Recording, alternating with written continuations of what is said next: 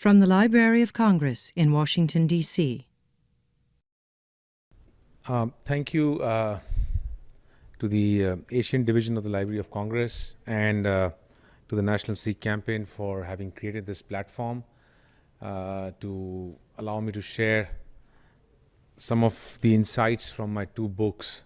The one which is you're seeing on the screen, which is the first book on your right hand side of the screen, which is called The Lost Heritage, the Sikh Legacy in Pakistan, and the second book, which is called The Quest Continues, Lost Heritage, the Sikh Legacy in Pakistan. Both these books are a culmination, in the short way I can say, of a journey that I started in 2014 when I stepped into Pakistan for the first time. And it's taken me about 3.5 years to document the remnants, both tangible and intangible, across Pakistan in 126 cities and villages. But actually, in true sense, I don't think this would have been possible in such a short span of time had I not unknowingly been preparing myself for the day the Divine would choose me to step into the country and himself start showing me the places through a strange energy that was engulfing me and connecting me to people, which allowed me to kind of experience what I have experienced and written and chosen to write in these two books, because I think these books are going to be a valuable work for posterity, because in 7 decades, we've not had another publication, as I see, and that's the reason why I decided when I went to Pakistan that I need to dedicate my few years of my life into documenting this, what I'd seen, because there are people who have deep pockets, they can serve through wealth, there are people who can serve through time, and I choose to serve through my time and my own research that I've done. So in many ways, there's a lot of opportunity that you give up when you take up such works. It's a career that I've sacrificed, but I'm glad I've done it, because it's a path that has not been treaded on by anyone for 7 decades. And a lot of people ask me how challenging this work has been, and I want to start with that itself. That challenges are abound, multitudes of challenges have come on my way, but the essence is that works like these, if they were easy, then theoretically you should be having many more publications like these available in the market. So if you take a monument like Taj Mahal, I mean, there are more than 10,000 books available. So why is it that for the Sikh legacy in Pakistan, there are no more books available? And therein lies the answer to the question as to how challenging it is. It is not a bed of roses, but yet some strange energy has created the path for me. And for this, I want to thank the people of Pakistan, because they embraced me. I was simply a man with a passionate desire to understand something about our past, our roots. But if they wouldn't have embraced me, unknown people, the work would not have happened. I also want to thank Pakistan government. We were hoping someone from the embassy would have been here today, but unfortunately they're not here. But I take it a point to actually thank them, because it's my forefathers who left their heritage in the lands where they had churned it for years and centuries, and they've left it in their custody. I think Pakistan government, from the unfortunate circumstances that developed in 1947, where the two nations got divided based on religious tug of war, civil war that happened, and communities got uprooted from both the sides. 10 million people moved in 1947, 1 million people died. But yet, in 7 decades, I think the government has started embracing these various footprints that are there. The heritage is too large to be embraced in totality. Much of it is lost. But even an effort that embraces a small magnitude of it, I think it's a step in the right direction. It's a change which can take a different form through publications like these. As we create awareness around the world, hopefully a bigger change can happen. But I want to thank Pakistan government for whatever they have embraced. It's small, but it's a good start. I want to thank them also for having embraced me and my pursuit for the creation of the second book, because the areas that have gone in the second publication, The Quest Continues, Lost Heritage, the Sikh Legacy in Pakistan, actually are very remote areas, and some of the forts and the areas in the Pakistan army controlled areas would not have been actually ever possible to experience had they not embraced me and opened the gates. So for that, I want to thank them also. Now, before I start, I just want to actually put down a few. I want to show you a small video here. Sorry, a small video here of me on the field, and then I'll get down to the.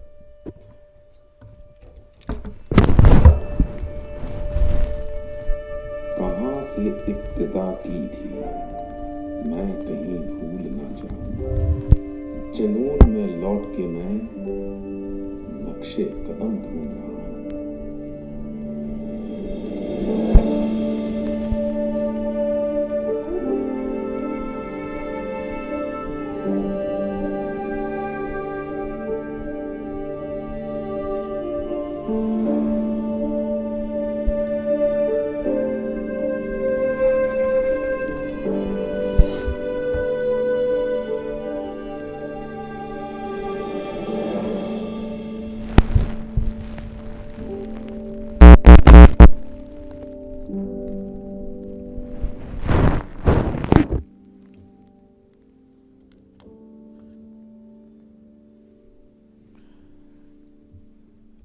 So why I'm showing this video is researching across the country where there is really no chartered path and you don't know where these monuments are lying. For 7 decades they've been abandoned.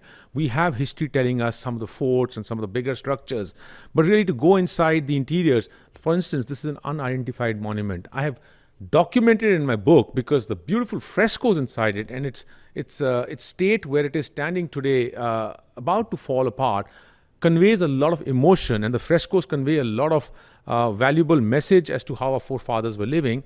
I thought it is important to document, but these are the unknown, unrecognized monuments wiped out from the history. I don't even know who made it, why it was made. Is there a history associated with it? I have no idea. And that man who was walking with me right in the beginning, he basically is that unknown, the unknown Pakistani who became a very good friend of mine. Like that, there have been about 40, 50 people who have embraced me and walked in the fields, in the forests, in the high hills and in the plains of Pakistan to make my work happen. So that's what I want to actually convey out of that. Works like this can be seen from any community's lens. Because when a turmoil happens, turmoil does not impact one community alone. And therefore, we need to start by the recognition that not just the Sikhs, but all communities suffered in the violence that erupted, the civil war that erupted across the Indian subcontinent in 1947. If I was to turn this lens and choose to do this work out of Muslim legacy, the story is the same. If I was to do it from a Hindu or a Jain legacy, the story is the same. And therefore, I say in this slide is Hindu, Muslims, Sikhs, Christians, Parsis, Jains, Buddhists, and I would say even the atheists suffered. Because I don't know what is the belief system of a man who projects himself to be a believer of a certain faith. You don't know inside his heart whether he really believes in the existence of God or no. And yet, the nation was divided on belief systems of God in the form of religion, and which resulted in the hypothesis that, it's a big hypothesis that under the two-nation theory, two communities cannot live together. The Hindus and the Muslims cannot live together. As British were leaving the subcontinent, the assumption was the two communities cannot exist together. From a Sikh perspective, I have started believing that the Sikh community was a mere cucumber in the sandwich.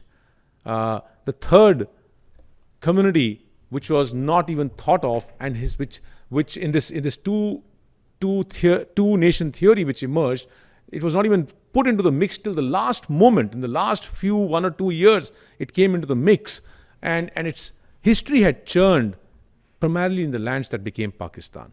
And this painful saga of all communities, which were divided in 1947 as British left the Indian subcontinent, is described well in the 2-line poetry of Shah Daman, who says, "Ina akhan di lali pe dasdi hai, roye tusi vi ho te roye asi vi hain." Basically what it means is that the red eyes, the bloodshot red eyes, say it all, that both you and we wept. So we need to start from this baseline of understanding as I get into specific subject of the Sikh legacy in Pakistan. Now, what I want to put as a context here, as Dr. Rajwan just said, that the Sikh community's attention has primarily been focused on just religious aspects across Pakistan, not just the Sikh community. The entire world believes that the Sikh community's entire existence across Pakistan 7 decades after partition is basically the few gurdwaras, the Sikh temples of worship, like Nankana Sahib, where Guru Nanak, the founder of Sikh faith, was born, or where some stories attached with his life, like Panja Sahib, or the fifth Guru's place, like the Dera Sahib, and a few more gurdwaras. The entire community's thinking is kind of restricted on this domain.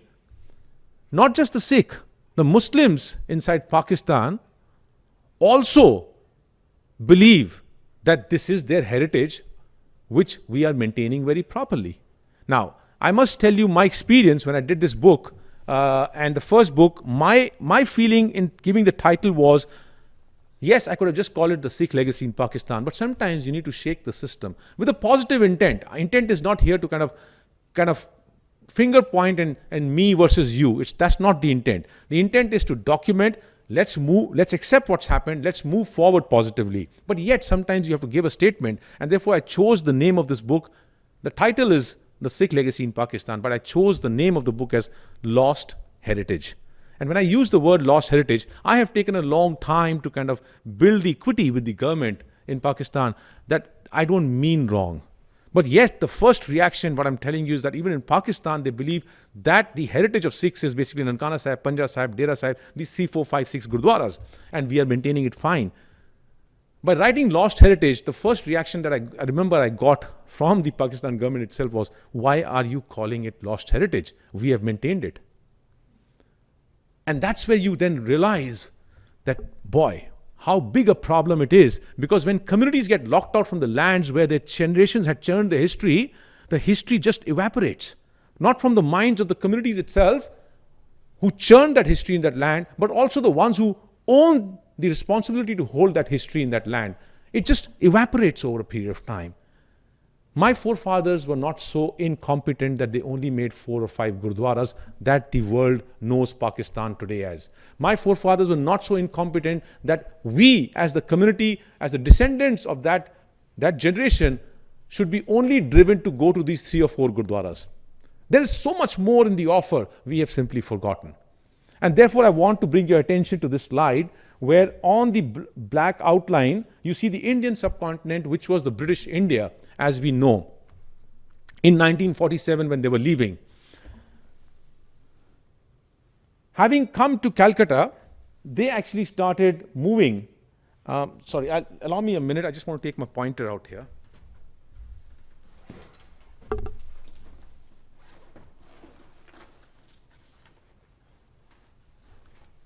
So having come into Calcutta in 1700s, as the British started expanding with the help of Bengal army, the Purbiya soldiers, later on the Madras regiments, they started expanding. They came to the Satluj River and they came to a halt out here.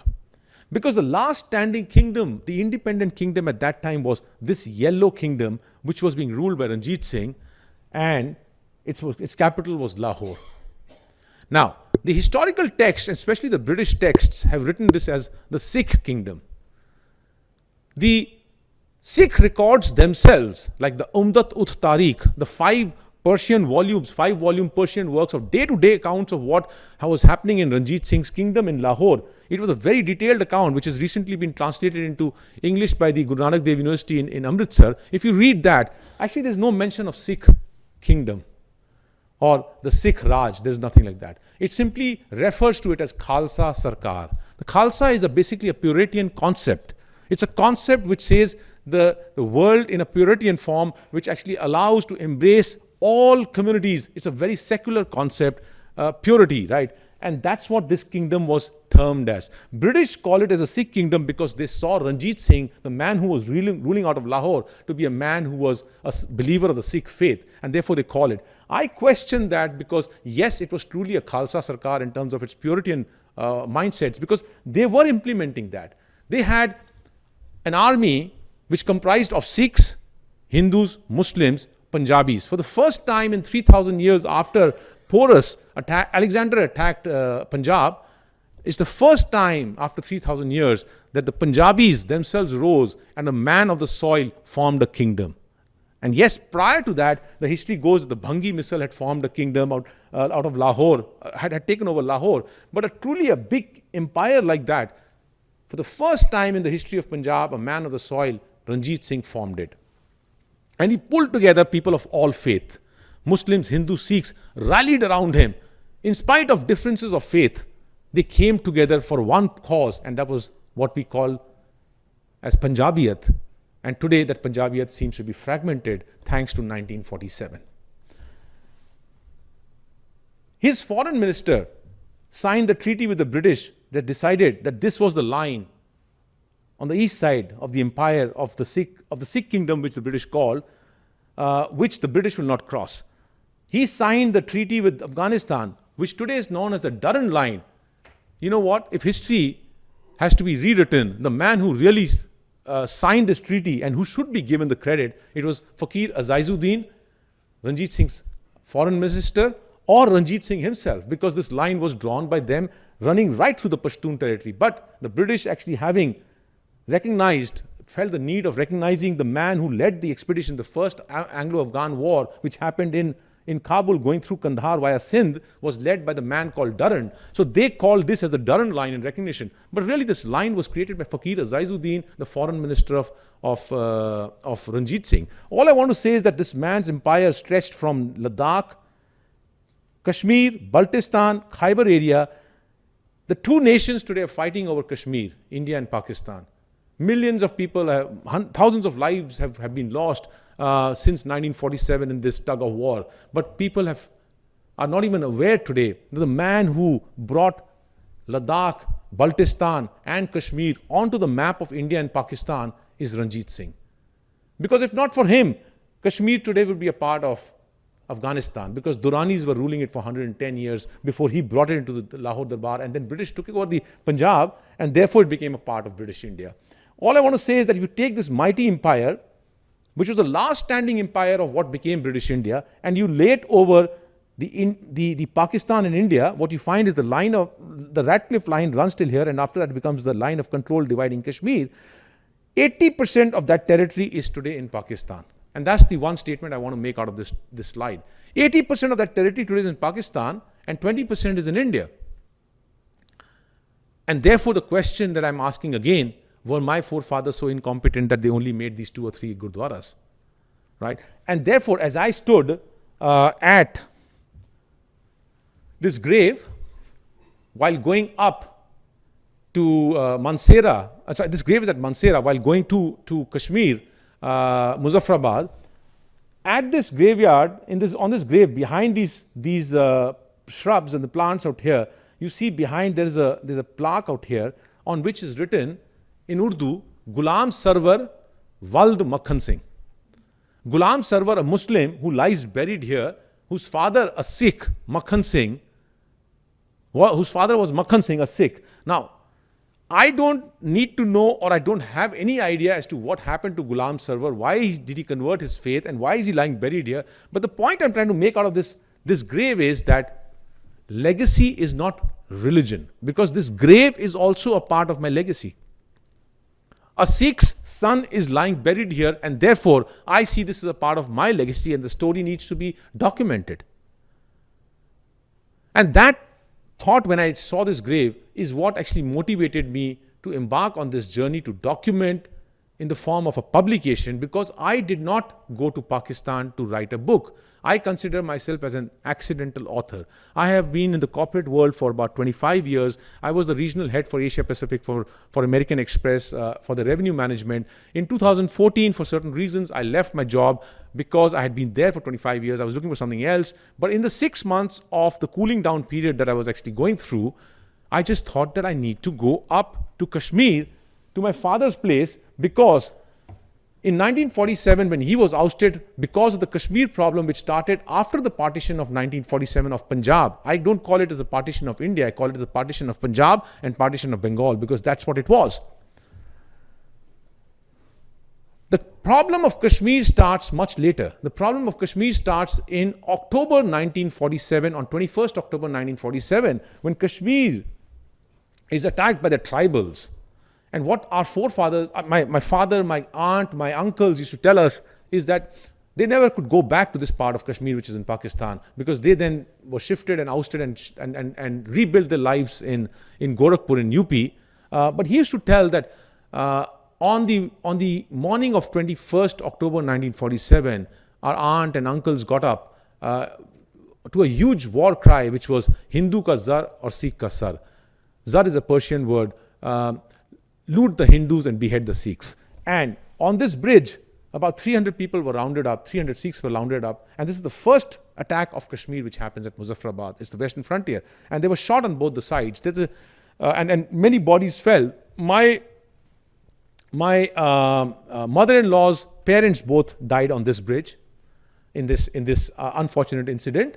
There's a chapter in this first book called Meeting Noori.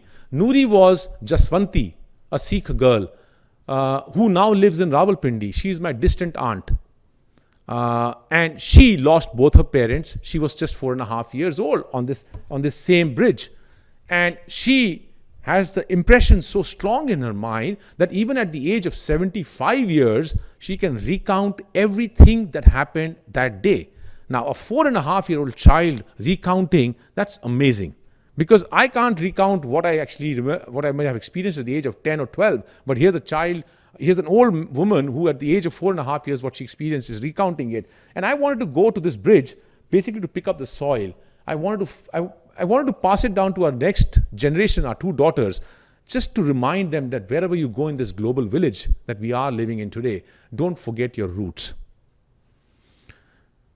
And therefore, I decided in that 6-month period that I was cooling down after my American Express career that I must go to Pakistan. All my vision was that I want to go into Pakistan. I didn't go to write a book.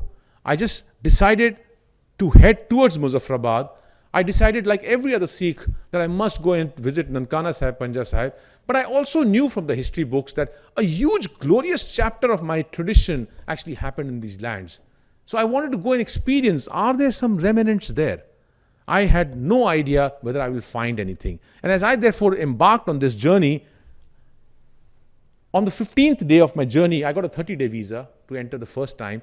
On the 15th day, I did reach Muzaffarabad. And as I picked up the soil, something within me said, don't do this. Because by passing to the next generation the soil, you might be passing down a memory which I don't want to pass down of hatred between communities.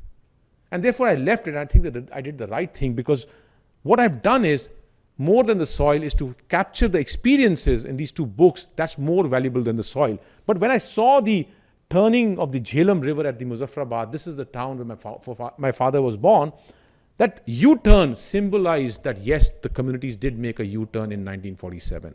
Hindus, Muslims, Sikhs chose to look away from each other.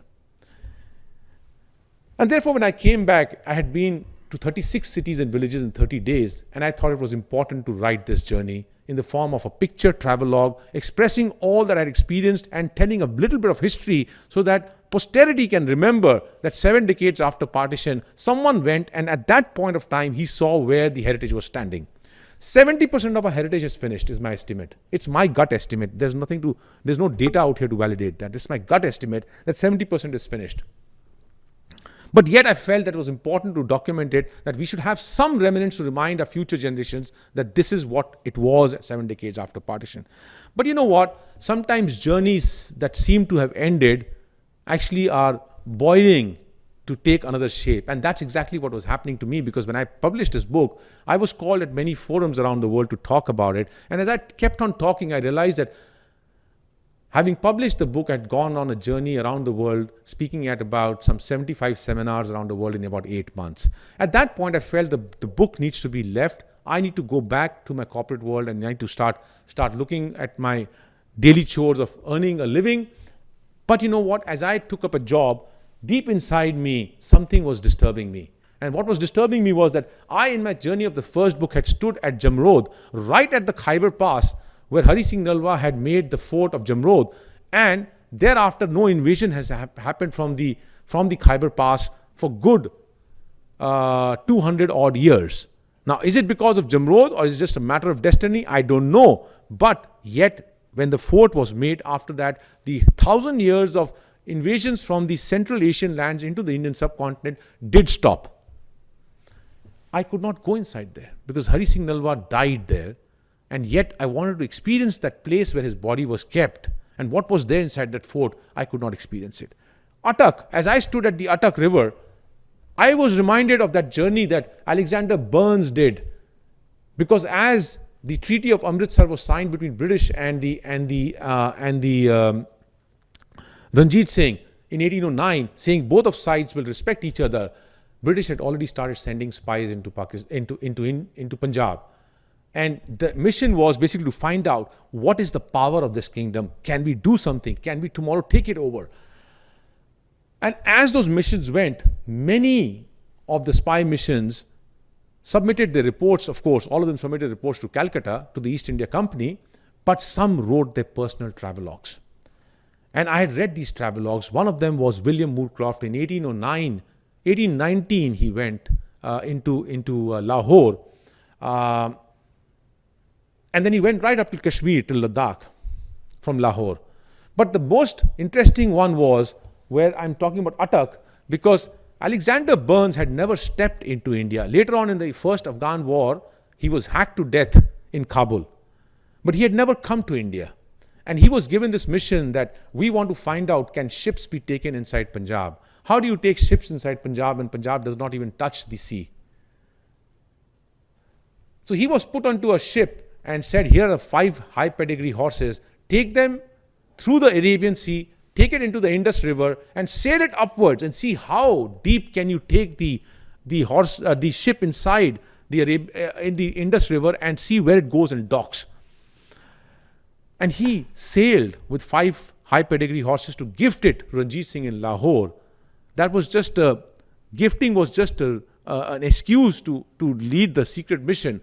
And he docked the ship at the Attock fort on the Indus River. And I was standing there, and that sight looked familiar because when as a young kid I read the journey of Alexander Burns, that picture had stayed imprinted in my mind. And when I was standing in my first journey wanting to go inside the Attock fort, I could not go inside because both Jamrod and Attock are under the control of Pakistan army. Now, layers of generations and dynasties have actually played a role in Attock. Like, for instance, the Mughals, Sher Shah Suri prior to that, Ranjit Singh under the Sikh rule in Lahore, then the British, now the Pakistanis are actually playing a role. But I wanted to go inside because I could see that picture. Alexander Burns came and docked his ship here to prove that ships and a navy could be brought into Punjab. And if British wanted to attack Punjab from both the sides, they could compress it by bringing in the navy and from this side bringing in the army from the Indian subcontinent. Nothing happened actually on that front. But Alexander Burns wrote his travelogue. How he took the horses to Lahore and gifted it to Ranjit Singh. Beautiful travelogues. And in my mind, after the first book, in the nights I would see the dreams of Attock and Jamrod as though mission had been incomplete. And as I looked at this picture of DJF Newall, which after the Second Anglo-Sikh War in 1849, 1851, DJF Newall travels to the Tanawal range along the river Indus and stands at Darband and looks down and marks where all the Sikh forts were. And this publication was published later on, about 20 years later. And I'm wondering, in 1947, the Sikh community was pretty much resident in these lands till 1947, after which they were ousted. And why is it that I can't find any book since the journey of 1851 of DJF Newall till the time of 1947 when cameras had existed? Why hasn't anyone from my community gone and simply taken a panoramic image of that same land and marked where the forts had once existed? These were mud forts, small forts. So the community today only associates Hari Singh Nalwa with Jamrod and does not know anything more about Hari Singh Nalwa or his role that he played in 27 forts along the river Indus. There's a documented evidence of that in the history. So we don't know. And I'm thinking this is valuable to be documented again, but I'm struggling through as to how does one go back to Pakistan. I had experienced it and I was wondering how does one go back and how does one document this. But then when you start believing in something, strangely enough, the energies do come together. And I'm blessed because Pakistan government themselves invited me for a seminar for a conference in Islamabad. And what I had done with my first book was, wherever I went around the world, I'm accepting the fact that partition has happened. I cannot change it. Pakistan cannot change it. We cannot change it. What can we learn from this? What can we talk in terms of human values? And what can we actually bring about as a positive change is what I was trying to spread as a message. And I think the Pakistan establishment did appreciate that the person was not trying to make it a political pitch out of it, because there's enough of politics and mudslinging that's been happening for years and years. What do we do going forward? And I was invited to Islamabad to take part in a conference where my first publication was. I was not being invited to talk there, but I think they recognized that from Singapore someone's done some work on Pakistan's heritage, and so they invited me. In my mind, I thought that this is the right opportunity to ask the Pakistan government that if you think I've done something all right, then please open the gates of Jamrod and Attak and show it to me. That is all I had asked for, and if possible, please take me to the Darband area to see that forts where they had existed. Are there still some remains lying there? That's all I had visioned for and asked. And as I landed in Pakistan, a beautiful energy by the government and as well as the people started engulfing me once again. And I say this, the work is thanks to the people of Pakistan who have actually enabled this for me, because as they embraced me, the energy started engulfing me to a point I asked myself, do I go back or do I continue with this? And I think I made the right choice, because I could have easily gone back. There was a job waiting for me. I would have actually just been doing a 9 to 5, but I decided to just let the energy take me forward. And as it took me forward, I stayed there for another 50 days, of which 40 days I spent in research, traveling across Pakistan from Baluchistan to Khyber to Punjab to Sindh and Baluchistan, and having realized after about 40 days of journey and 50 days I was in Pakistan that I'd been to 90 cities and villages this time. And when I came back, it was too humongous data that I had actually got of our heritage, our composite heritage of all our communities together. I thought that this needs to be again documented, because it has not been done. The future generation needs to know what had churned in these lands. And therefore, I didn't go back into the corporate world and I started documenting it. I want to share a few stories before I moved on to what the essence of the presentation is as to what has Amardeep learned out of his journeys across Pakistan. I want to talk about the remains of a Sikh Gurdwara, a place of Sikh worship, near River Indus at a village called Kot Fateh Khan. Kot Fateh Khan, this is the Gurdwara, these are the remains, the walls have actually all broken down, the gate is just standing there. I go inside there and I'm appreciating the beautiful frescoes inside this samad out here. And what I see is that our forefathers had a very secular, pluralistic mindset, because on these frescoes, it was Punjabiyat that they were reflecting. It was not faiths that they were reflecting. It was a composite culture, stories of the lands of Punjab, whether it be Heer Ranja, Soni Maiwal, whether it be Ranjit Singh himself, or at places even Allah is written. I think what they're trying to represent is what Punjab was representing as a cultural aspect. Faith and culture are two sides of a coin, because we cannot segregate the two things. And yes, your faith and an organized thinking and a religion takes a form over a period of time, but yet cultural aspects cannot be ignored, because faiths emerge from the foundation of cultures that churn in a particular land and the stories that churn there. And I'm looking at these frescoes in a pretty sad state, because for 7 decades, the community is not there, they've not been maintained, they're nearly finishing off.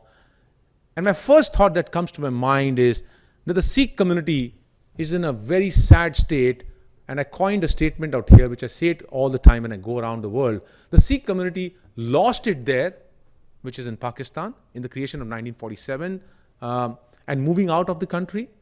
But the Sikh community destroyed it here, which is in East Punjab. Because frescoes and monuments like these, there are none existing in East Punjab now. If our heritage, although in a sad state, because we are not existing in these lands, and therefore no one can take care of it, if they are yet existing, they are existing in the last forms in the lands of Pakistan. In East Punjab, we have destroyed it all ourselves because we have a fancy for modernizing our structures with marble and gold. Replacing frescoes, replacing artworks with a preference for white marble and materialistic gold, we are leaving nothing for our next generation to delve into, to the beautiful stories that these frescoes conveyed. There's nothing left. And someone in Delhi had asked me when I was presenting as to when will you do this work for the Sikh legacy in East Punjab? And my answer was, I will never probably do it. Because my soul finds itself flying in the stratosphere when I go to Pakistan, because these monuments take me into a different realm altogether. Only I know what I experience in these lands. In East Punjab, I cannot feel that. I feel dead monuments. I feel the whiteness and the materialistic imprint of gold is leaving nothing for the next generation to really understand from where we emerged and what value system our forefathers were trying to tell us through the art forms. But as I was standing here, invariably in my stories that you'll find in the book, one or the other old man, as we call as Babas, would definitely appear. And a Baba appeared out here. And I've called this Gurdwara as Sultan Than Singh, but the Gurdwara actually is called as Baba Than Singh. In the Punjabi terminology, and especially in the Sikh terminology, the people whom we revere, the saints and the elevated people, as Baba, the one who's the man with the wisdom. But in the Islamic tradition, a man with a power, be it spiritual power or a materialistic power or a power of military power, is called as Sultan. So out here, the Baba Than Singh Gurdwara, the villagers now call it as Sultan Than Singh. And I was standing out here, and the villager, this old man, came in and he started talking to me. He says salam to me, and I said salam to him also. And he told a few things. One thing he said was, every Friday, we still come to this Gurdwara and we light a lamp. Jummah is a Friday prayers. And after that, what he says, all the villagers come here, and as a mark of respect, for 7 decades, we've been lighting a lamp out here. Now, whatever the politics may have done, whatever the divisions may have been, the man's or the villager's sane voice of humanity is still wanting to associate with the fact that this was the largest monument of that village, and a tradition must be kept alive, and therefore they put a lamp out there. And as I'm looking at the various writings on the wall, at one place, at most of the places where things are, our forefathers used to only use 2 languages. The more westwards you go, you only find in the Sikh Gurdwaras only Urdu and Gurmukhi is written. There used to be no Hindi or the Devanagari script. And as I'm looking at the Urdu and the Gurmukhi, at the Urdu places, there has been some black paint which has been put through. And I can read through that wherever Baba Than Singh has been written, it's been blackened. But adjacent to that, wherever in Gurmukhi Baba Than Singh is written, it's not been blackened. So I asked the Baba himself, the man of wisdom who was there, why have they blackened the places where in Urdu Baba Than Singh is written? And his reply to me was beautiful. What he says is, the villagers say that he was indeed Baba Than Singh for the Sikhs, but now he's our Sultan Than Singh. It's yet the emotion for that man, emotion for that place, which is being held on, is the value that I want to actually people to take away from these things, that humans do care. Humans do care. The ill-fated, I unfortunately, the narratives, history is his story, whose story you want to listen to. It's always biased. And it always takes rising above to understand that sometimes history has to be understood. Most of the times history needs to be layered out of biases to be really understood. Unfortunately, when I presented the Sikh legacy in Pakistan in terms of my 2 books in Delhi, one of the university professors actually got up and she made a very valid point, because I was alluding to it. I said the Sikhs were basically a cucumber in the sandwich in the 2-nation concept of Hindu and Sikhs. Hindu and Muslims cannot stay together. And what basically happened was that our entire history, unfortunately, doesn't find prominence in the textbooks in Pakistan, but our history does not even find prominence in the textbooks in India. It's just a passing mention of the Sikh gurus, and it finishes off, because I've studied history out there, and I've seen the history books in Pakistan of the Punjab University. And looking at that, it pains me because the history which basically churned on these lands has been forgotten, because probably in Pakistan this was a non-Islamic era, and in India it's a history that churned in the lands of Pakistan. So from both the sides, I see it's the unfortunate thing is that the Sikhs have lost the element of the history, and therefore we own the responsibility of owning the history ourselves. No one's going to protect it for us. We have to protect it ourselves. And therefore, when I looked at the partition violence, I must remind that partition violence, though Punjab got divided, which is unfortunate, because Punjab could not have been divided in any form or any way. There were multiple formulas being explored, but yet what happened was, on the blood of the common Punjabi, two nations were created. But Punjab was a composite culture where Muslims, Hindus and Sikhs had stayed together for centuries and coexisted together. But it was divided. But what people have forgotten is that Punjab was the last state to experience violence in the violence of India that divided the nation. The nation's violence did not start from Punjab. It started from as far away in the east, in Calcutta, in 1946 August. And it spread into Noakhali in Bengal, it spread into UP, Bihar, where Muslims got massacred. And as waves of Muslims moved towards Sindh, many passed through Punjab. Punjab was fine because Punjab was being ruled by secular party of Khyber Pakhtunkhwa, who had Muslims, Hindus and Sikhs collectively representing the Punjab government under the British regime. And Punjab did not face any problem till, actually under pressure, Khyber Pakhtunkhwa resigns on 3rd of March 1947, resulting in a questioning by the Sikh and the Hindu leadership, and thereafter a wave of genocide emerges in the villages around Rawalpindi. And this particular village, Toha Khalsa, is documented to be the first village where the violence occurred. And this is the remains of the Dukh Panjani Gurdwara. And I wanted to go here to document this, because what happened here was 75 women on the 5th or 6th day after being locked inside the Dukh Panjani Gurdwara came out and jumped inside this well. And I wanted to document this, and I went inside Toha Khalsa, and I was looking for the well, and this Baba, again an old man of wisdom, strangely appears on the road. And I stopped the vehicle and I looked down at him. I got down and I went to him and I said, Baba Salam. And he looks at me and he says, where have you come from? And he was surprised. And he gave me a hug. And I asked him, Baba, tell me, where is that well where 75 women, history tells us, jumped inside on 7th or 8th of March 1947?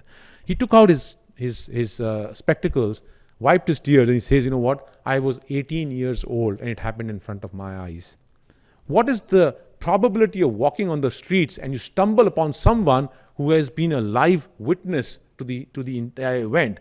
And as I actually followed him, he took me to the place, and I felt that this well needs to be documented, because the tragedy of Punjab, which resulted in displacing of communities and creating a drift amongst us for forever, actually I had to document it. And I've done that in this book because it's important for the next few generations. I again thank Pakistan government that they enabled my trip inside the Jamrod fort. And this time in the second book, I was standing on top of this bastion and looking on this side towards the Khyber Pass and the two mountains coming and meeting. And that what a picture it is. I've taken in my second book of showing the mountains coming down. For 1,000 years, the Central Asians had come from there into the subcontinent. And when this fort was made in 50 days, thereafter the history has not had any invasion. Because of this fort or because of other reasons, there could be many other factors. But history does also point that after this fort, construction at the Khyber, there has been no further invasion. As I walked up to this side of the bastion, the room where Hari Singh Nalwa's body was kept after he died battling the Afghan invasion into Punjab, for 3 days he was kept in this room. On the other side, yet in Urdu is written the incident which led to his death. And when I was going up, I looked at this room falling apart. I requested the commander in the fort that please don't let this room go away. We don't know what happens with the history going forward, or sorry, not with the history, with the boundaries or with the passport regimes or visa regimes. We don't know what the future has in store for us. But if this room falls apart, the sentiments associated with the Sikhs for this one room are so large, but tomorrow the tourism potential for Pakistan is so strong inside this that this can become the next wave to bring in the Sikhs to show them their heritage in Pakistan. So don't let this go. I was promised by the commander that they will look into actually getting this room restored, but I hope they do. As I looked at this in Ali Beg, this Gurdwara, I was reminded, I was taken to Raj Muhammad, the 92-year-old Baba inside the village in Kashmir, who tells me a beautiful story. Not a story, but beautiful experiences. As I sat with him, I was having a cup of tea, 92-year-old man, speaking very softly. And he started reciting the first verses of the Guru Granth Sahib, Guru Nanak's composition of Japji Sahib. He goes, Ik Onkar, Sat Nam, Karta Purak. And I looked at him, I said, Baba, how do you know this? He says, Sundar Singh was a great man. The man who led this Gurdwara and the establishment, he says there used to be a Khalsa school next to it. And I tell you, in Pakistan, I've been to many schools, the government schools, the Islamia schools, and it has made me reflect that the Sikhs, in leaving the lands, gave up billions of dollars of educational investments, because what that Baba said is what many people have told me of the olden age. He says, we used to aspire to go to Khalsa schools. The Khalsa schools had a brand name, and Sikhs had invested a lot of investment inside that. And therefore, if you go into many of these government schools and Islamia schools, and you will find, and I've shown many of them, Ik Onkar written, something in Gurmukhi written inside them. You'll have to look for them, because in 7 decades, a lot of it is finished now. But it made me reflect what kind of investment we had to walk away from, because going into India, the Sikh community has tried to re-establish the Khalsa brand of schools and colleges. We have done it. But I asked myself this question, did I choose to join the Khalsa college when I got admission there in Delhi? I chose to decline it because the reputation is not too great. Sometimes when your umbilical cord is severed from ages of investments that you made to build a brand, and you are severed from it, you may not be able to create that impression once again. And that's the pain I experienced. But he tells me that we used to aspire to go to the Khalsa school, and he says, I studied there. And he says, I used to spend a lot of time in the Gurdwara. And then he said a very interesting statement, which made me reflect. Punjab was destined to be divided because of our own faults. There's a lot of positivity in these lands, because faiths had lived together for ages, and we used to live together for centuries. But he made a very interesting statement, which made me reflect. What he said was, Sundar Singh was a very great man, because the langar, the tradition of community kitchen, used to offer free food to everyone 365 days a year, 24 hours. And then he makes a comment. He says, we used to pick up sukka langar. Sukka langar means dry rations. I know the reason why he said that. I just probed him further. I said, if the food was being made, Baba, why would you pick up dry rations? Just pick up the food and eat it. And he smiles at me and he says in Punjabi, he says, Puttar, mazhab da khed tenu pata. He says, you know the antics of the religion, what it makes us do. Basically what he was alluding to was, on the Lahore station, there used to be 2 pots of water. And it's documented. One pot used to be for Hindus and the other for Muslims. And the water used to be filled from the same tap. What it means is that if you can't drink from the same pot, if you can't eat from the same utensils, Punjab had a hairline fracture. In spite of all the positiveness, there was a hairline fracture, which was used to the advantage of the British when they were leaving, and was created into a communal mindset. And because of political motives and the reasons, other political reasons, it led to a separation and severance of centuries of civilizations that had learned to exist together. But as I was leaving, he said a very, very, very, very heart-touching thing to me. He says, will you go back to India? I said, sometimes, yes, I stay in Singapore. I sometimes, yes, will. And he says, can you do me a favor for me? I said, tell me. He says, can you go and appeal to the people, the Hindus and Sikhs of Ali Beg, if they are there anywhere in India, that they must come back now? In his saying that, he had reflected a huge amount of emotion, because what he wanted to do was to bring about a closure. And I looked at him, I said, Baba, how is this possible? The countries and the nations and the politics have divided us so deeply that there's no return on this. He says, I understand. But if you can convey my message, I'm about to die. But I would like to see the people with whom I grew, and I will return. I know where their lands were, and I will return that land to them. I just smiled and walked away, because it's not possible now. But the emotion of that man said a lot. I went up till Baluchistan. I want to make a small point out here. The remains of the Gurdwara in Baluchistan, in Skardu, and the fort, which was taken and made a part of the Lahore Darbar. The two battalions in 1840, which went from Lahore, were led into by Zorawar Singh and Mohinuddin Shah. And the person whom they fought out here was Ahmad Shah. The point I'm trying to make out of these names is the following. These were not wars based on religion. People just get it wrong. I have done an article about Zorawar Singh, 30 years in search of Zorawar Singh, because I've traveled strangely and unknowingly deep into Tibet and other areas of Ladakh and in Pakistan, where Zorawar Singh actually laid a footprint, right? He was an employee of the Darbar. And when I wrote an article about him, people turned around and say, they're starting on a tug of war on the internet, and the question is whether Zorawar Singh was a Hindu or a Sikh.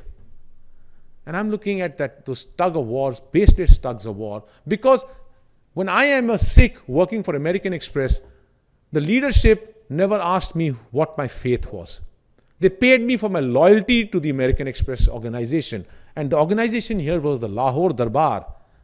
And irrespective of the fact that Mohinuddin Shah was a Muslim, Zorawar Singh was probably a Hindu or a Sikh, who knows his faith, and Hari Singh Nalwa was a Sikh, they were all giving their loyalty to the kingdom and not based on their faith.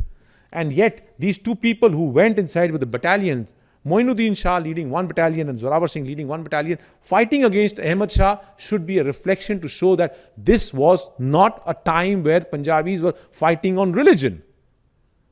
Because a Muslim could stand on the other side and be fighting against another Muslim because they were loyal to a territory and not because of religions. That's the point I want to make out here. And I think this Baluchistan, the documentation that I've given inside this book, interestingly, I find I went to the municipal corporation and I was shown some documents there that after this expedition of 1840, all the lands of Skardu were turned into the titleship under the Lahore Darbar of Khalsa Sarkar, the government of Khalsa. And today, yet, when you take a lease title inside Skardu, the original titleship of that land is held by Khalsa Sarkar in the documents, and I've shown the picture of that. What I want to share here is the beloveds of Nanak, what the people have forgotten, and what Pakistan themselves does not know, is that there are 1 million people in Sindh and Baluchistan and in certain areas of Swat, Mardan and other places who are believers of Guru Nanak. Loosely, they're all called by everyone as Hindus. But ask them who they are. They are opening more and more Gurdwaras in the format that the Sikhs of Punjab worship in. Similar kind of Gurdwaras, 200 of them I've seen, actually, I'm not documenting all of them, but about 200 plus Gurdwaras in Sindh and Baluchistan have been opened up. These are the communities that are forgotten. If you look at the Khanda out here, the Ekonkar, the writings of Guru Nanak's verses, and the ladies who are sitting out here, they look very least like the Punjabi ladies or the Sikh ladies. But yet, their faiths are all about Guru Nanak and their attachment. This community of Nanak Panthis needs to be studied, needs to be brought to the limelight, because in India, after the partition, this community has amalgamated into the broader faiths of the land and moved away from the association of Nanak. Is it because of we have not held them, or they have been loosely bound into a religious boundary that they've found the ways to merge? But yet in Pakistan, 1 million such people are still existing. I say it openly that maybe Pakistan government should ask these Sindhis and the Balochis what is their faith. Maybe an open-ended question will tell us what do they feel like. Because when I'm talking to them, they are telling me something very different. I asked Bansri Lal, who's the head priest of a Gurdwara, they don't have any temples. They believe in the Granth Sahib, the same practices as the Sikh community. They may not look like us in terms of a turban and beard, but they believe in all the elements of the faith. They have not graduated to the tradition of Khalsa, but yet they believe in all the elements of the faith. And I asked Bansri Lal a question for which he gave me a very interesting answer. I asked him at the langar, I said, Bansri Lalji, can you tell me how many Hindus in Pakistan are believers of Guru Nanak? And he looks at me and he says, Amardeep, it's so unfortunate that you still don't consider us as Sikhs. So I say to Pakistan government, let's ask them what they are. Because what Pakistan claims that there are 14,000 turban wearing Sikhs is the definition that the world sees them as. Actually, there could be a 1 million number sitting there. And the game could change in Pakistan about what the Sikh faith is going through around the world. And I think we should start from there. Therefore, I believe the next phase of studies need to be done about these forgotten Nanak Panthi communities in Afghanistan, in Pakistan, and how they've evolved in India, because there's a huge story out here to be told to the world. I went to Quetta in Baluchistan. I want to show you this group of Nanak Panthis. In the Gurdwara, they have two Guru Granth Sahibs lying out here. And all of them, and none of them, they all got their heads covered in the Sikh tradition, but there's only one turban wearing Sikh out here. They're all people without Singh and Kaur as their last names. And the Granth Sahibs that they have, there are two of them. One is in Gurmukhi and one is in Urdu. The Urdu Granth Sahibs have stopped getting printed in India. They don't exist anymore. In Pakistan too, they are not being printed anymore, because the last Granth Sahib in Urdu that was printed was in Hyderabad in somewhere in mid-1950s. The demand suddenly died. Some of these far off places, the communities are still holding on to some of the Urdu script Granth Sahibs, right? And when I went to the school in Quetta, the largest school out there, called the Special School, I thought it was a special needs school, but I was still wondering whether in Pakistan special needs is such a big subject that you'll have such a big premises for just special needs kids. I went there and it was a Saturday, so I requested to go inside, and the watchman said that today is Saturday and you can't go inside because the school's closed. I requested him, I said, can you please call up the headmaster and request him that a Sikh has come from Singapore? And he did that. And the headmaster replied, he says, ask him to wait there, I'm coming down. And in 20 minutes he was there. He took me to his office. Inside his office, these black and white pictures on the wall. This is one of the pictures taken from there. This shows the hockey team. 60% of the team of pre-1947 were turban-wearing Sikhs. In the Indian subcontinent, Sikhs were known as the masters of hockey. And today we've moved so far away from that sport. Very, very few Sikhs were playing hockey itself. And I'm looking at this. The Hindu, Sikhs, Muslims sitting in this team. Their names are written below. And I asked Tokai Sahab, can you tell me, and he also has got the picture of the founder of the school on the wall. And I asked him, can you tell me, why is the school called Special School?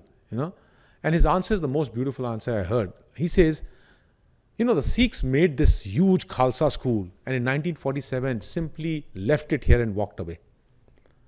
Isn't it such a beautiful special act that they gave it to us as a gift?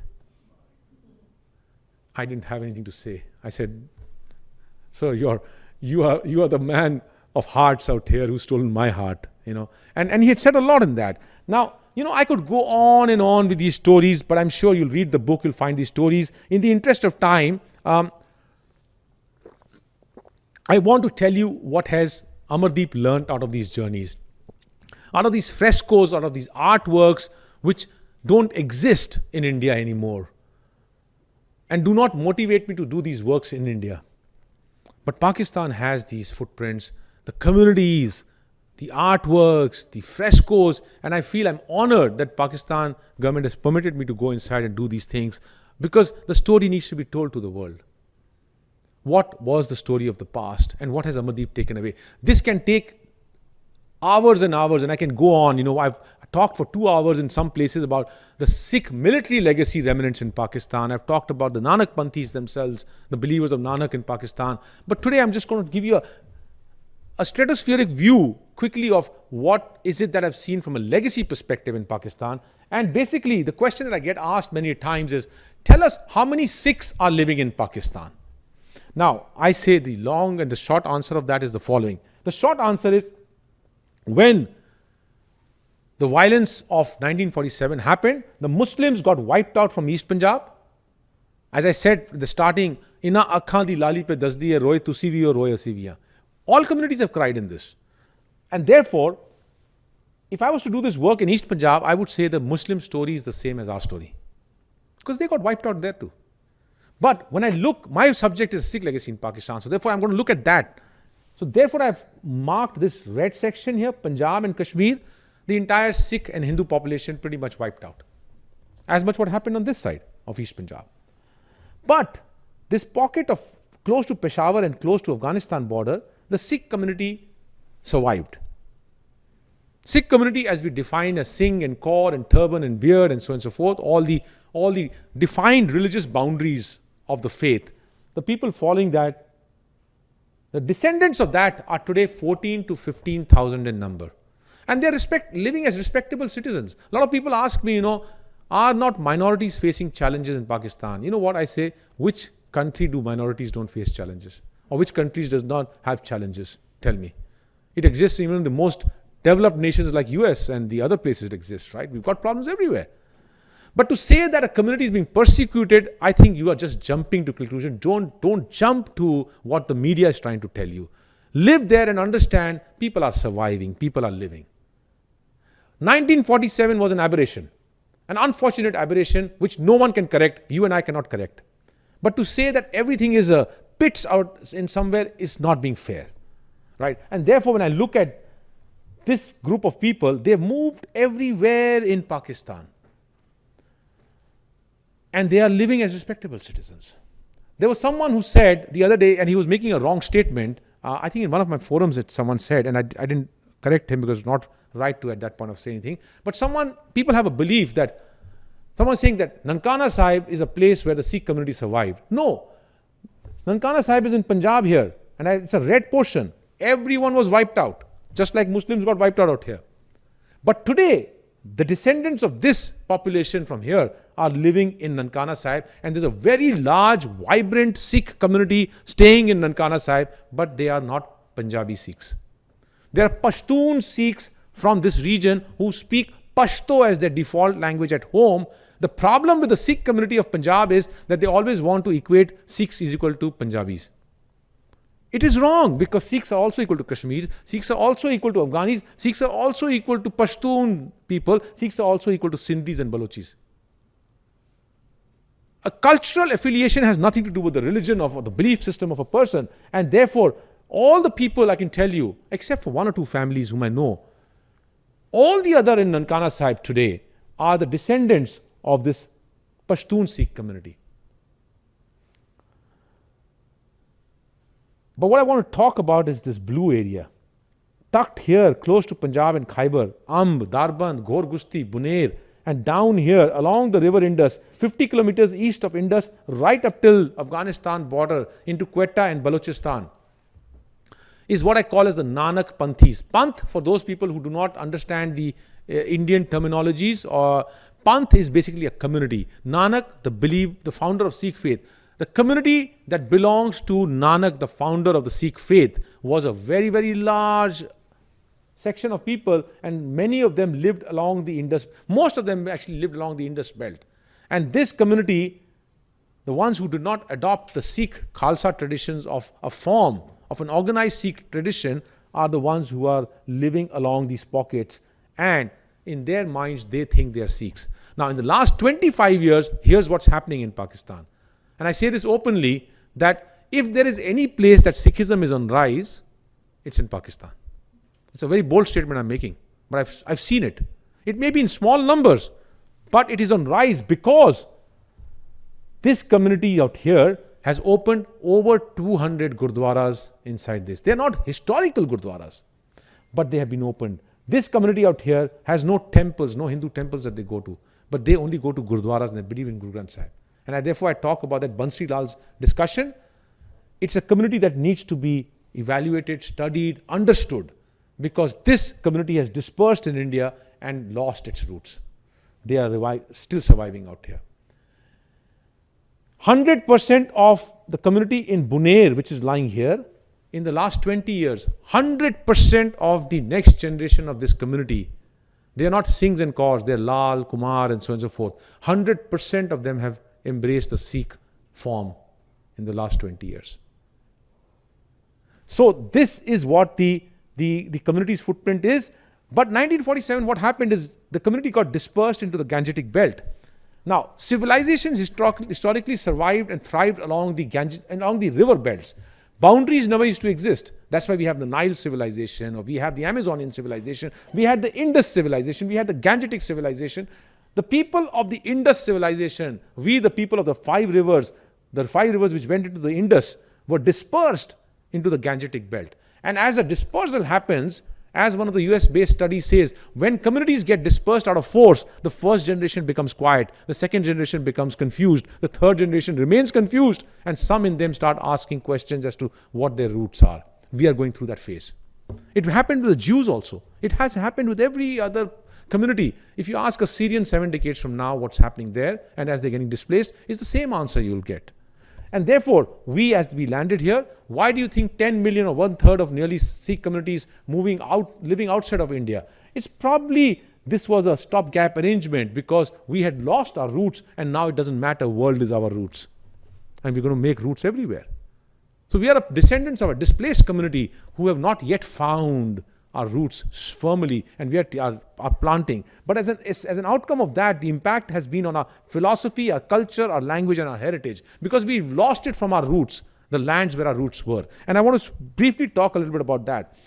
Guru Nanak is typically shown in art forms across East Punjab, Sindh, Baluchistan, West Punjab, and Kashmir area and Khyber as a man sitting under the big canopy of a tree, and his Muslim companion, Bhai Mardana, playing the rabab, and his Hindu companion, Bhai Bala, standing next to him. What he's saying is, I talk to both Hindus and Turkis. He's not saying I talk to both Hindus and Muslims. This is a very fine thing out here. In the interest of time, I will not be able to get into depth out here, but what I want to point out is, in the Granth Sahib, what they say is, the Sikh Gurus are saying, Hindu Turak dohu ko samjhaun. Hindu and Turak I'm talking to. These are two cultures. Today, Hinduism is considered to be a religion. But the word Hindu as a religion was not even existing in the Vedas. It only started happening in 980 onwards when the Turks came to the Indus River and they looked at a civilization that lived on that side as the civilization of the Sindhu, and they could not say Sir, and they said Hindu. That was a civilization. And therefore, Guru Nanak says this properly, Hindu Turak. He's talking about two civilizations. He's not talking about two faiths. Because in the civilization of the east of Indus, the word Sapta, the week, Sapta, in the Turkic civilization, in the Central Asian, in Afghanistan and other places, becomes Hafta. Sir becomes a her. Sindhu becomes a Hindu. And therefore, the people on this side was Turkis, on that side of the west were Turkis, and this side were the Sindhu people. And therefore, he's talking about Sindhu and Hindu. Sindhu, the Hindu people, and the Turki. I'm telling both of them that humanity is what matters. And therefore, all his pictures were always about the three coming together. And in Pakistan, in most of the monuments of the Sikh and Hindu era, Sikhs and Hindus, not the era, Sikhs and Hindus, you'll find, because it was a Punjabi population, you'll find this is very commonly put there. In the Sufi traditions, there are many Sufis who yet believe in Guru Nanak, though they may be Muslims and Sufis. They yet respect Guru Nanak in the Pakistan tradition. And therefore, when I talk about philosophies divided, I make this point of the various, when I said that a legacy is reduced to religion, this is how philosophies get divided. Because today when the Sikhs go to Pakistan on a religious circuit, the Pakistanis themselves do not see beyond the Nankana Sahib and Panja Sahib as the treasure and the vastness of heritage that lies in Pakistan. The Sikhs themselves do not see beyond Nankana Sahib, Panja Sahib.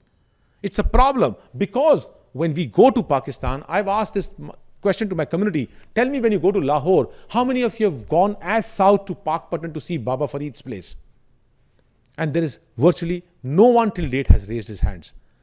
In the Sikh scripture, Baba Farid, the Sufi saint, his writings were given a place by Guru Nanak himself because he went to Pakpatan to bring his writings. And when we bow in the front of the scripture, I actually give as much of respect to Baba Farid as I give to Nanak. And if I can go to Guru Nanak's place in Nankana Sahib, I should also go to Baba Farid's place. But I don't. I did But we as a community, we don't. And we prefer to go to all the other places like the market, shopping, eating, blah, blah, blah. But we don't want to go to these places.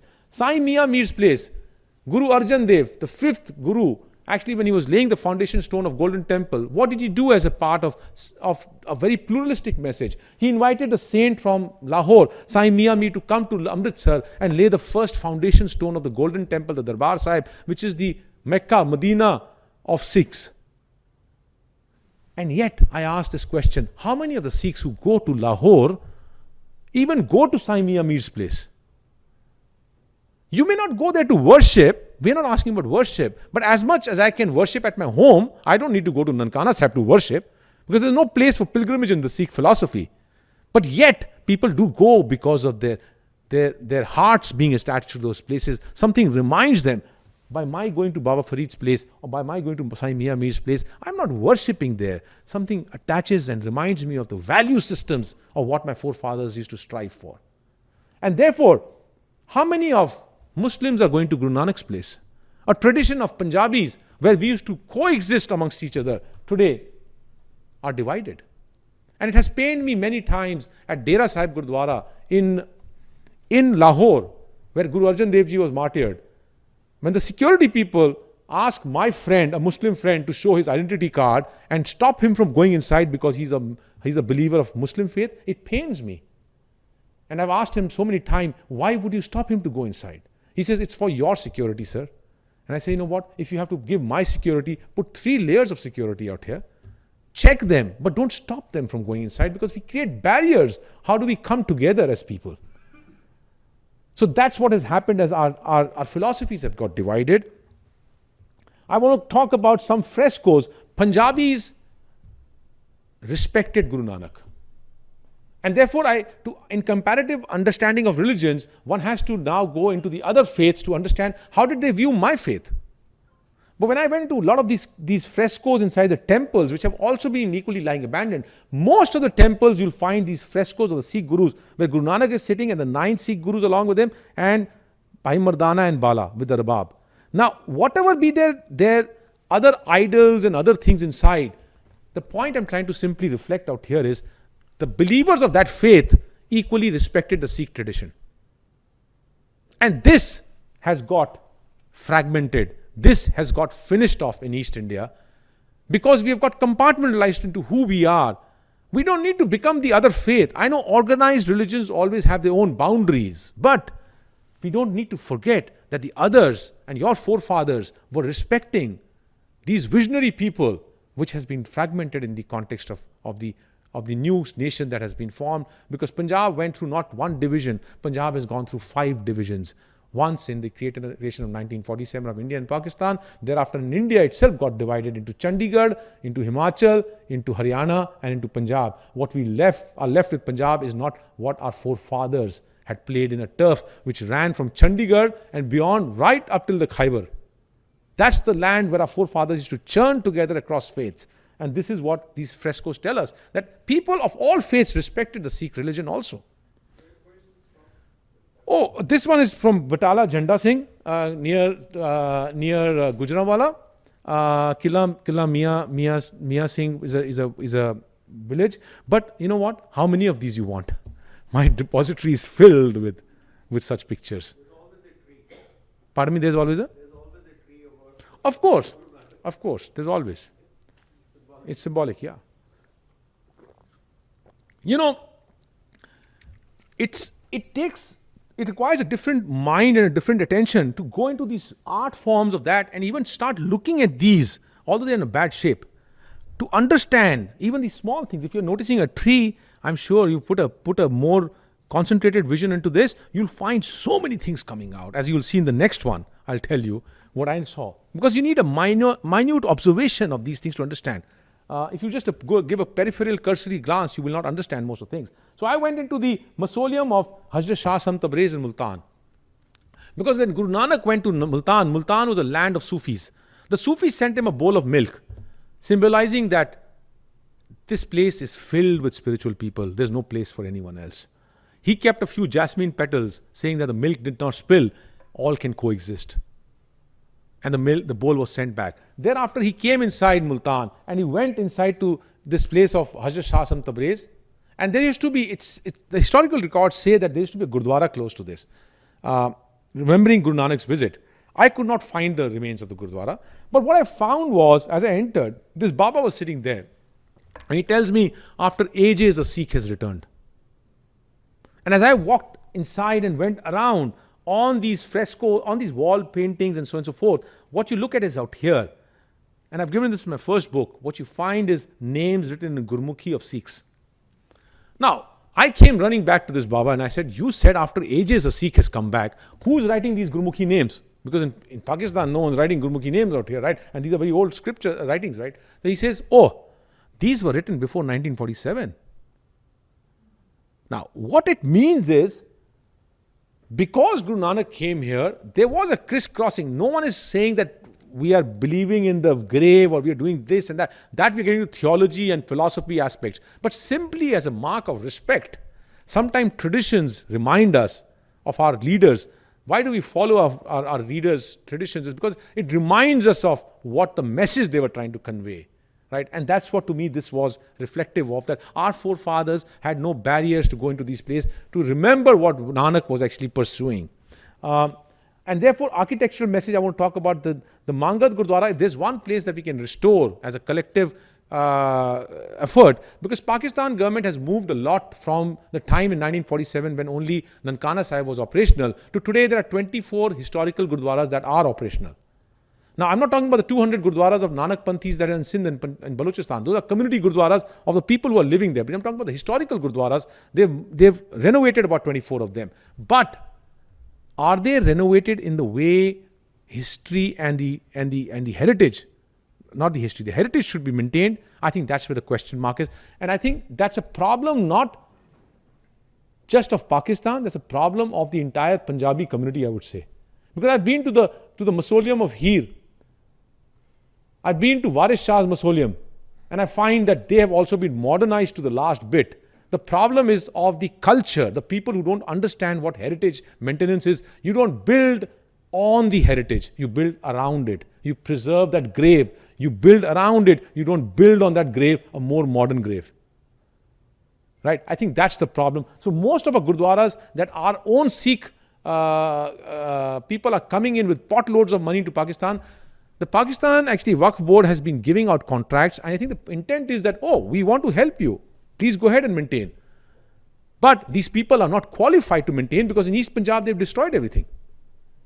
And I keep telling after these two works, in my brief discussions I'm having with Evacuee Trust Property Board in Pakistan, sir, this heritage belongs to Pakistan. My forefathers left it for you. As much as they say that this belongs to them and the people who from the Sikh community who are coming in with potloads of money to restore them, it also belongs to me equally.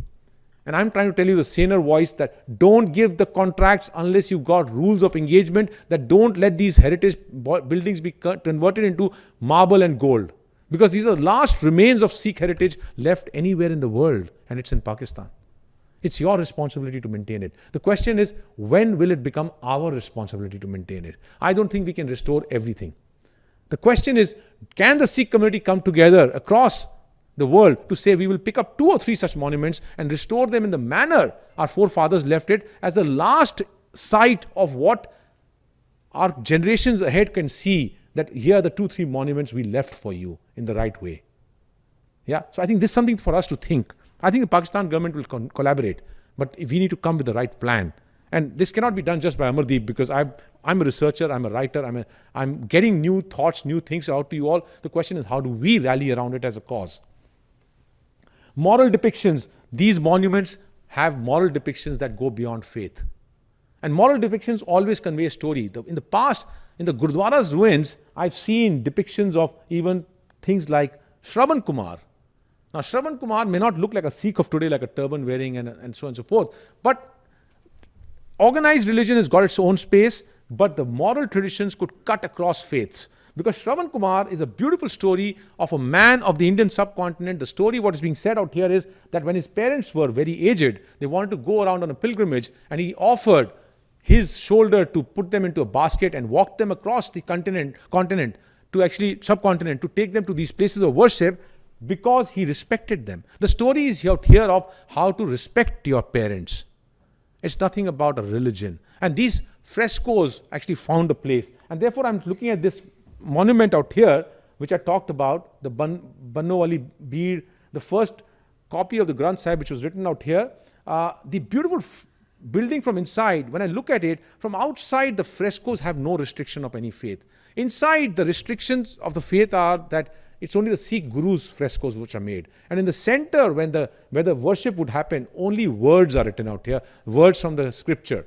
Now, to me, the message is that all are welcome, and therefore there's no restriction of faith. And the Sikh Gurus are holding their hand and taking the center where only the word matters, only the message of the Granth, which is the word which matters. And therefore, when I'm looking at all this, I'm standing in the Pakistan side in the village called Ganda Singh. This is Ganda Singh Wala. It's a Sikh name. And I'm looking at the other side, the village on the other side of the border is Firozpur. Firozpur is an Islamic name, Firoz. And here's Ganda Singh. The irony is, Punjab could have never been divided. And as I'm standing and looking at the irony of the two villages, Firozpur and Ganda Singh, a Muslim village on that side and Ganda Singh out here, I've seen so many of them. Killa Jeevan Singh in Pakistan and Sarai Amanat Khan on the other side in India, right? Islamic name on that side, the Sikh name on this side. It reminds me that for the Punjabis, it has felt like they left their jackets in India and the trousers in Pakistan. Because they can't even dress up after that, right? And therefore, when I went to Jhelum Gurdwara, I've looked at these boards out there, the Gurdwaras, and the Gurdwaras are absolutely empty. No service has happened for 7 decades. But yet out here is written, out here, Asa di Var da Samay. The morning prayer of the Sikhs, which is sung in every temple, it's yet waiting for that to happen. And therefore, I'm reminded of the sounds of silence of Simon and Garfunkel. Hear that sound of silence, the song tonight, and it reminds you of this. Sometimes the sounds of silence can be actually deafening because nothing has happened in these monuments for 7 decades. And yet the program says, when is it going to happen? It's waiting as though.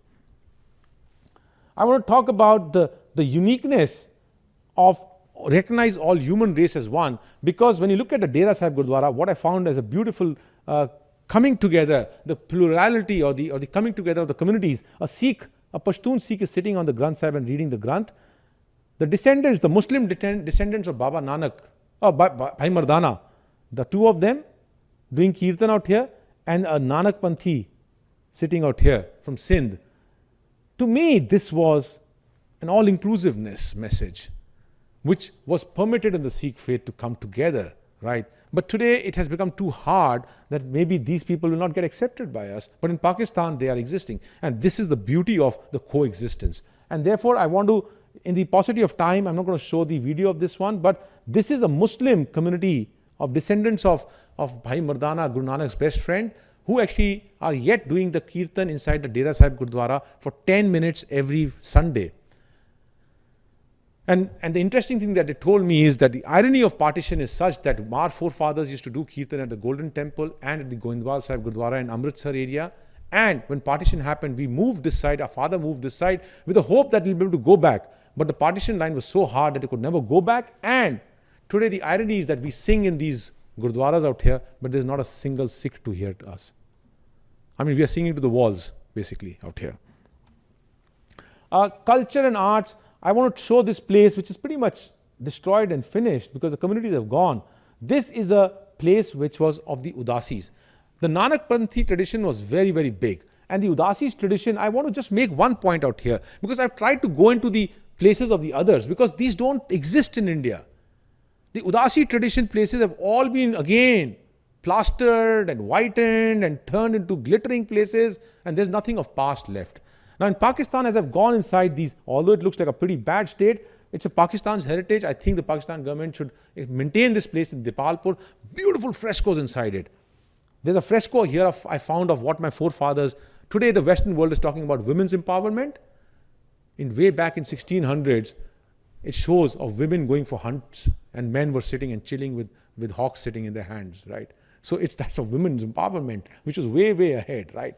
And I'm looking at these frescoes. All I can take away is 90% of these frescoes are about Sikh traditions. The Sikh gurus, the Sikh military traditions, the Sikh stories, and so on and so forth. And when I look at them, I say, you know what? Yes, the Udasi tradition is not considered to be a part of the Sikh faith today, But somehow these people felt so close to us that they were drawing only the Sikh traditions in their art form. Why would someone draw the Sikh tradition if they were not actually close to us? Is the question that I ask. I don't have the answers to these, but it's a question I ask. They believed in us, that's why they drew it, right?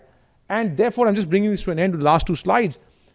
Amongst all these emotions, as close to the Radcliffe line dividing India and Pakistan, I walked into this remains of this Gurdwara made in the memory of the third Sikh Guru. All of it is fallen off, converted into an agricultural land. Only one section of it is standing, and that too it's leaning.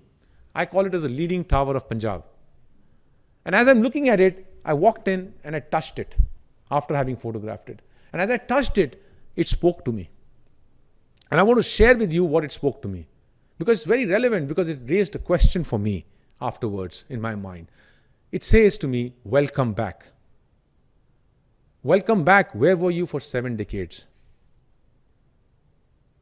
And I kept hearing it, and it says, where were you for 7 decades? Because when Nadir Shah from Persia came, massacred your community, Ahmad Shah Abdali came, massacred what you call as the first Holocaust and the second Holocaust in the Sikh history, what is known as Pehla Kalukara and second Kalukara. Yet you stayed here. So what happened in 1947 that you simply chose to walk away? Did you not have a moral responsibility towards us? Now, this is the monument that's asking. I know the history. So a lot of time people start getting up and telling me why we walked away. I know the history, so let's not waste time on that, right? But the fact is the monument's emotion which says, why did you walk away? And as I walked away, I asked myself this question, was there a solution where we could have coexisted on both the sides of the border? I don't know the answer. But I know that the Sikhs were 18% of the greater Punjab's population. We were a minority, we had a kingdom, we had an empire. We were a minority. We are still a minority everywhere in the world. And if the nation was being divided, we would have been a minority on both the sides. That wouldn't have changed.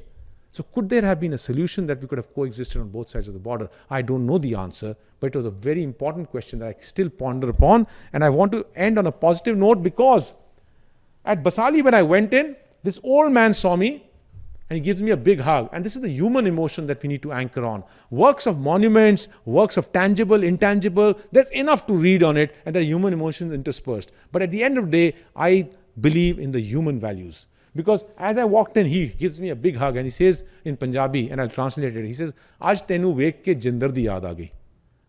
What he's saying is, by looking at you today, I'm reminded of my childhood friend Jinder, whom he has not met for 7 decades, because the lines divided them. And as I was coming out from Baba Bulle Shah's mausoleum, the great Sufi poet, whom not just the Muslims and the Sufis revere, Sikhs, Hindus, everyone reveres, because he's a Punjabi poet. And as I was coming out, this man limping from the other side of the road says to me, Ji Ayanu, welcome. And he comes rushing this side. This shop is not his, but he picks up the petals, and in that moment, a friend of mine clicked this picture, and he showers those petals on me. And he says, if I cut my finger and if I cut your finger, does blood flow in yours and does milk flow in mine? And I want to end here, because this is about human story, and this human story applies to all communities. I have chosen to study it from a Sikh lens perspective.